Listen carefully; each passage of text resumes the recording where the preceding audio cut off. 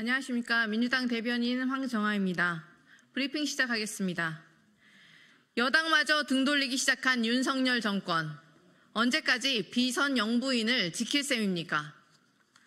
국민의힘 한동훈 대표가 김건희 여사 공개활동 자제 발언에 이어 대통령실 김건희 라인에 대한 경질까지 주장하고 나섰습니다. 심상치 않은 여론에 대통령실 압박 수위를 조금씩 높이고 있지만 말뿐으로는 분노한 민심을 충족할 수 없습니다. 오늘 아침 대통령실 이전 및 관저공사 일감을 따낸 히림 종합건축이 김건희 여사의 과거 전시회 도록 디자인을 맡았던 정황이 드러났습니다. 또한 윤석열 정부 출범 이후 국방부, 법무부 등 정부 부처 출신 인사 총 19명이 김건희 여사 의혹과 연관된 업체 히림 종합건축과 도이치모터스 등에 재취업한 것으로 확인되었습니다. 김건희 여사에게서 십상시와 최순실 국정농단 사태의 악몽이 떠오릅니다. 본물처럼 터져나오는 폭로는 김건희 여사와 윤석열 대통령이 자초한 일입니다.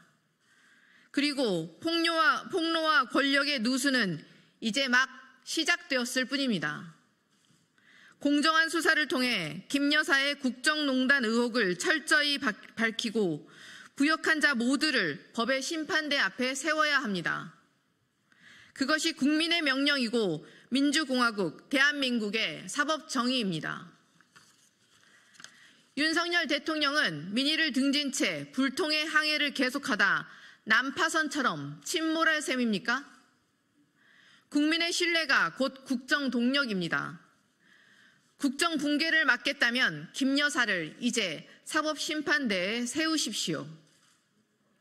한동훈 대표와 국민의힘도 김건희 여사 공개활동 자제, 김건희 라인 경질 따위의 어줍잖은 타협책으로 국민 우롱하지 말고 특검법 수용으로 국민의 뜻을 받드십시오.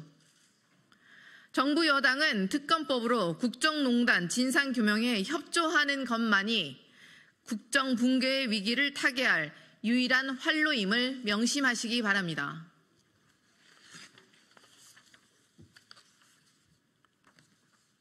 네, 두 번째 브리핑 시작하겠습니다. 한반도를 불안에 떨게 하는 대결적 자세를 내려놓고 대화의 장으로 나서길 촉구합니다. 북한군이 국경선 부근 포병연합부대에 완전 사격 준비태세를 갖추라는 지시를 하달한 데 이어 남북을 잇는 경의선과 동해선 도로를 폭파하기 위해 준비하는 것으로 포착되었습니다. 우리 정부와 북한이 북한 정권의 종말, 끔찍한 참변 등의 위험천만한 말로 서로를 위협하더니 군사적 긴장이 일촉즉발의 상황으로 확산되는 것은 아닌지 우려스럽습니다. 한반도의 불안을 가중시키려 하는 북한의 행태를 규탄합니다. 또한 대한민국에 대한 도발을 즉각 중단할 것을 촉구합니다. 오물풍선은 되고 무인기는 안 됩니까? 애초에 불필요한 긴장 상태를 촉발한 것은 북한임을 분명히 합니다. 국방부도 철저한 대비 태세를 유지하는 것과 함께 북한이 주장하는 무인기 평양상공 전단 살포에 대해 명확한 입장을 밝히십시오. 윤석열 정부가 한반도의 갈등 상황을 유지하려는 목적이 아니라면 무인기를 우리가 보냈다는 북한 외무성 주장에 전략적 모호성 운운하며 명확하게 답하지 못할 이유가 무엇입니까?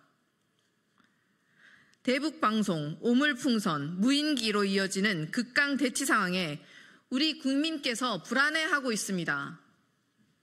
정부의 모호한 태도에 정말 전쟁으로 가는 것이냐? 이런 걱정이 번지길 바라고 있습니까? 한반도의 평화와 안정은 정부의 제1 책무입니다. 북한과 우리 정부 모두 대결적 자세를 내려놓고 대화의 장으로 나서길 촉구합니다. 더불어민주당은 국가안보상황점검위원회를 통해 이번 사태를 면밀히 점검해 나가겠습니다. 누가 한반도의 불안을 획책하고 국민의 안전을 위협하는지 밝혀 책임을 묻겠습니다.